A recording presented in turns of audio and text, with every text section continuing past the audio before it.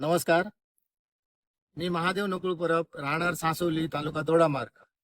तर आज मीडियासमोर पूर्ण तालुक्यामध्ये पाणलोट संबंधी जे काही कामकाज चालू आहे त्या संदर्भात मला या मीडियासमोर ही संपूर्ण माहिती कथन करावीशी वाटते, म्हणून मी ही सविस्तर माहिती त्यांना आज सांगत आहे. मुद्दा असा आहे की प्रधानमंत्री कृषी सिंचन योजना 2.0 ही महाराष्ट्र शासनाकडून गेली 3-4 वर्षापासून हे चालू असून योजना चालू असून सर्वसामान्य शेतकऱ्यापर्यंत तळागाळात ह्या योजनेचा लाभ मिळावा म्हणून ही योजना राबवली जात असून पण त्यासाठी संबंधित शेतकऱ्यांना कुठेतरी त्याचा हे मिळावा, फायदा व्हावा यासाठी कार्यक्रम राबविलेल्याचा शासनाचा प्रयत्न आहे. परंतु या ठिकाणी असं पाहणीनंतर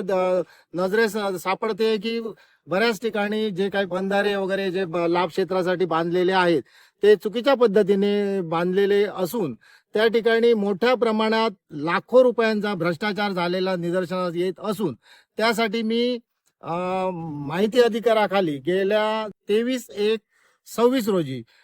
चराटे येथील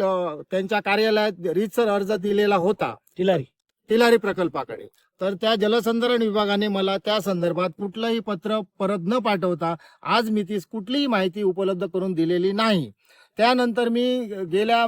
12/5/26 रोजी त्या संदर्भात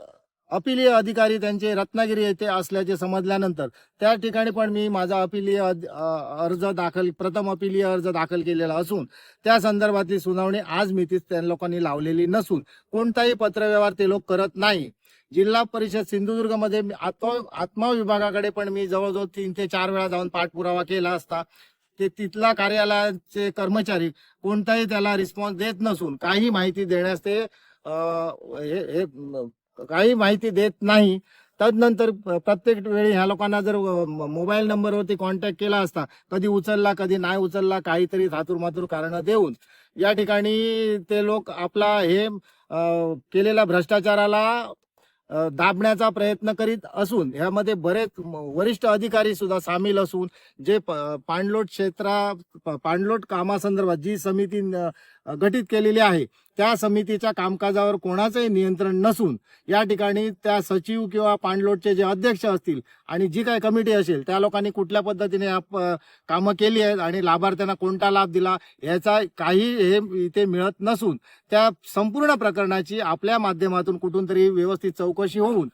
त्या निधीचा जो गैरवापर केलेला आहे त्यांच्यावर फौजदारी गुन्हे दाखल होऊन या झालेल्या भ्रष्टाचाराला कुठेतरी आळा बसणं हीच माझी प्रामाणिक इच्छा असं आहे आणि ती आपल्या माध्यमातून मी समोर मांडू इच्छितो की या संपूर्ण प्रकरणाची माननीय जिल्हाधिकारी सिंधुदुर्ग यांनी सखोल चौकशी करावी आणि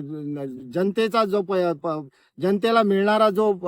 निधी आहे हा कुठेतरी वाया जाऊ नये याची दक्षता घेणं गरजेचं आहे. तर मी याद्वारे आपणास विनंती करतो की या संपूर्ण प्रकरणाची रीतसर चौकशी होऊन संबंधित जे कोणी दोषी असतील त्यांच्यावर कठोर कारवाई कायदेशीर फौजदारी कारवाई होणं हे अपेक्षित आहे.